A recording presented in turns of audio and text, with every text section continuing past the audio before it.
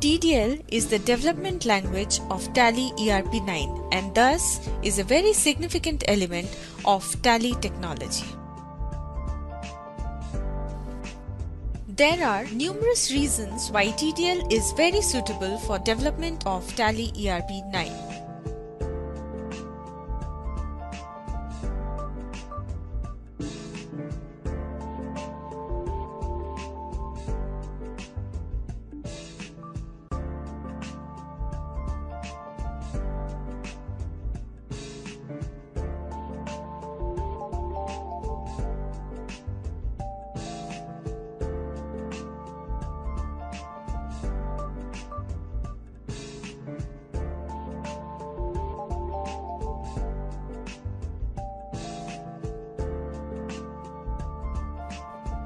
Being a fourth generation high-level language, TDL is basically non-procedural in nature.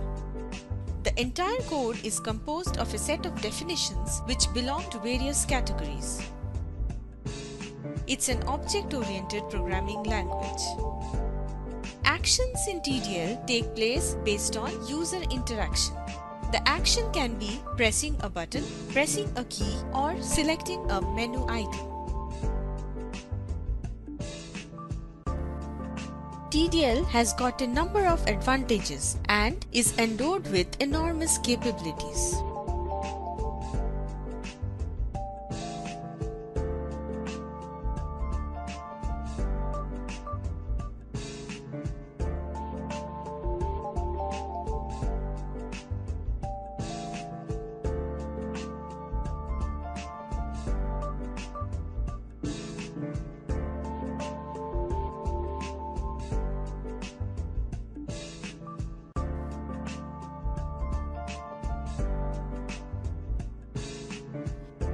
The visible elements on the Tally ERP9 user interface are menu, button, table, and report. There are other elements comprising a report, namely form, part, line, and field in a predefined hierarchical order. A menu contains a list of menu items, clicking on which leads to another menu or a report. Buttons are present at the top, on the right, and sometimes also at the bottom of the screen. A button is an action initiator.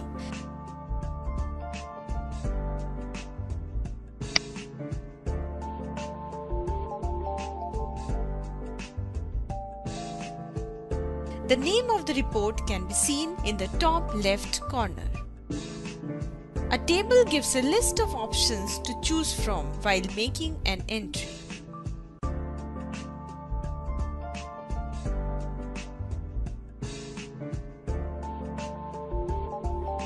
The hierarchy of a report starts from the form and ends in the field, which is the container of data.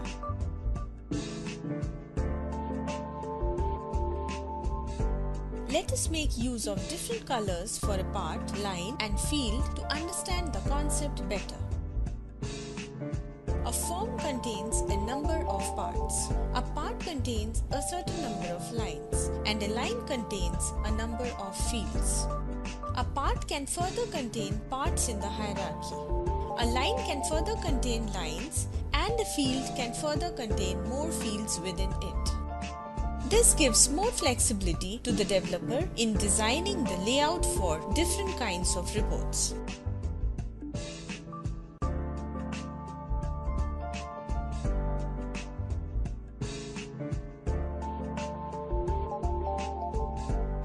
It must be kept in mind that the hierarchy always ends at the field.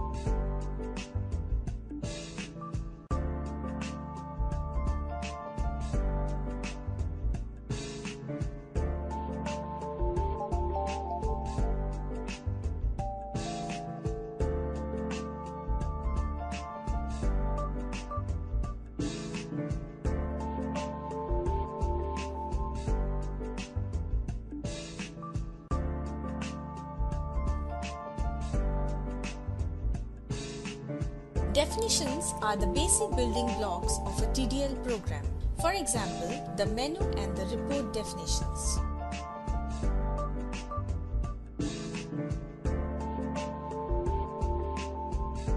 Each definition is followed by a set of attributes. Modifiers are used to modify the existing definition or attribute.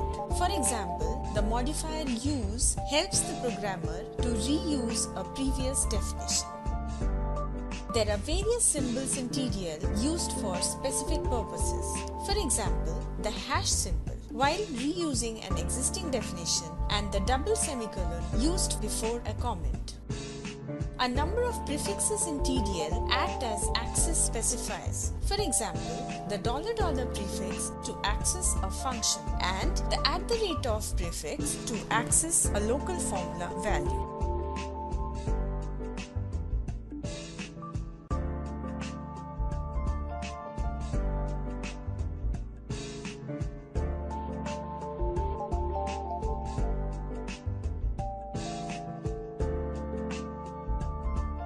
Actions can be used to perform various kinds of functions. For example, the display action is used to display a report.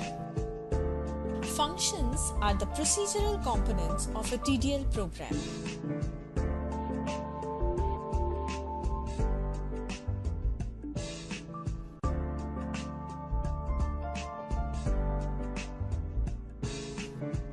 Consider a basic TDL report consisting of a single field.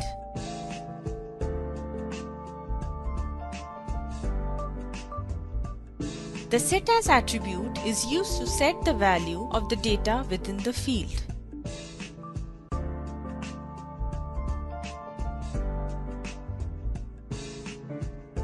If the report consists of a number of parts, lines and fields, the TDL program will be somewhat like this.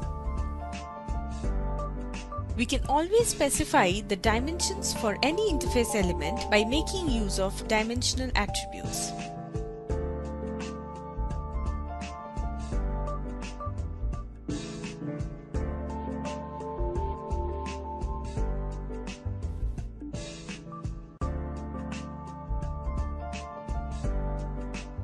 Let us see how to write a TDL program to modify a menu by adding a menu item which displays a report.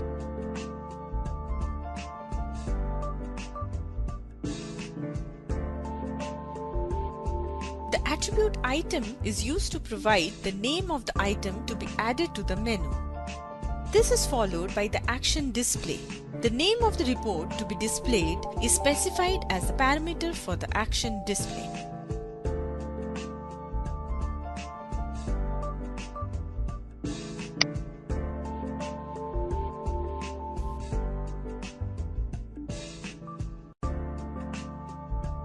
To add a menu item which displays another menu, the action used is menu.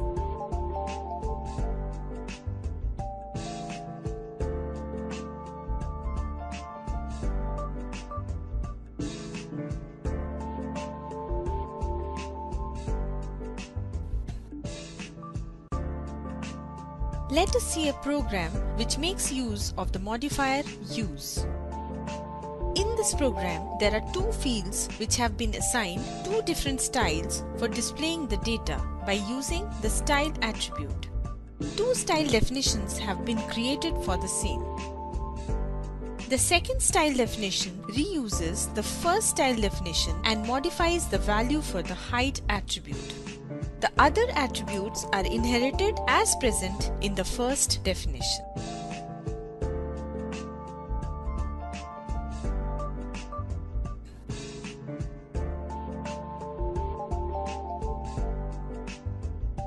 A local formula has been defined in field 1.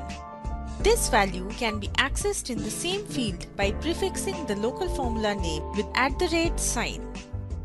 Local formula can be used in the same definition and they are helpful when the same value has to be accessed multiple number of times. System formula are defined under the system formula definition and they can be accessed from any definition by prefixing the system formula name with the @ sign.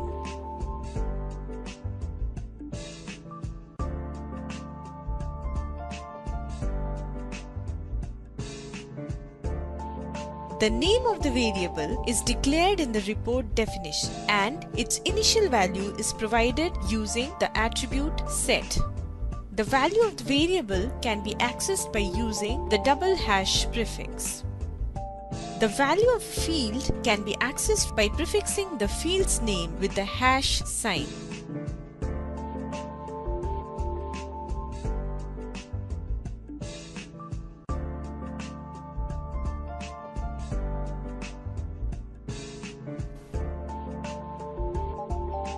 In this example, we'll create a button and use it to change the size of the form.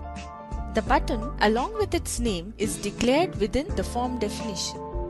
There are two optional definitions for the form. The form named small form becomes active when the value of the variable is no, while the form named full size form becomes active when the variable's value is yes. In the button definition, the action associated is toggling the variable value from yes to no and vice versa. Thus, whenever the button is pressed, the value of the variable changes and so does the appearance of the report.